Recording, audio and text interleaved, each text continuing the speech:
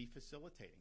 Representative Mills told one of my colleagues this morning that he had an excellent call with you and your team yesterday related to several issues that are important to you, including immigration.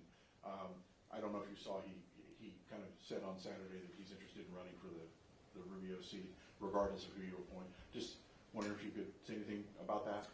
Well, we're going to make an appointment in very soon. I mean, we have, up until January 20th, where we will not have a vacancy. I anticipate a vacancy occurring on the afternoon of the 20th or no later than the 21st.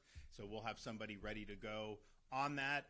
Look, I mean, people are free to do what they want. I think, generally speaking, if somebody is appointed and does a good job, I don't think that they're going to be somebody that you're going to be able to successfully challenge in a Republican primary. And so people are free to do what they want, but I don't think that would be something that would be the case. And I'm sure if he happened to be appointed, I don't think he would want necessarily someone doing it. But that's fine. So we've talked to a lot of good people. We've got a lot of I think credible candidates and some good candidates. Now, Corey, one of the things we did discuss, he's a member of the House.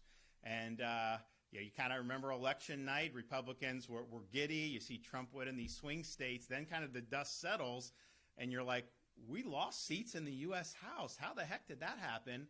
And part of it, I mean, California took them 30 days to be able to determine some of those elections, but that just is what it is. But Republicans lost seats. So they have 220 duly elected Republicans. We have Florida, 1 is vacant, so they started the Congress with 219. On January 20th, you're going to have 217 to 215. And so when you talk about Corey, Kat Kamak, honestly, she's a fighter. She's really, really good, really strong. I think she's got a great record. I spoke with her the other day.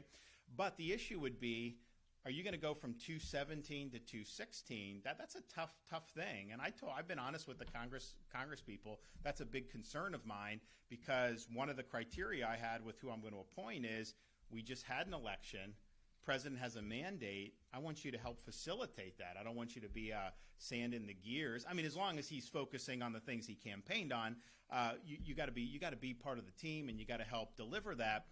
But if you put someone there and then it reduces the numbers in the House, it may make it harder for them to be able to enact an agenda. Because, we're doing an election for 2 of the seats, but that's not till April 1st. And part of that's just the way between federal and Florida law. If they wanted to do it quicker, what they need to do is maybe just have 1 election with no primaries. Because when you do the primary, you got 45 days for that, 45 days for the general, just for military absentee overseas. That's not even counting qualifying, all these other things. So they're going to be at 217 on January 20th, which means if all the Dems are no, if they lose 1 Republican, then they can't. If you had 216, 215, because I appointed someone in the Senate, then if you lose 1 Republican, then the Dems would actually have a one seat majority. So that's just a big practical concern. It's not anything that any of these guys have any control over. It's not their fault,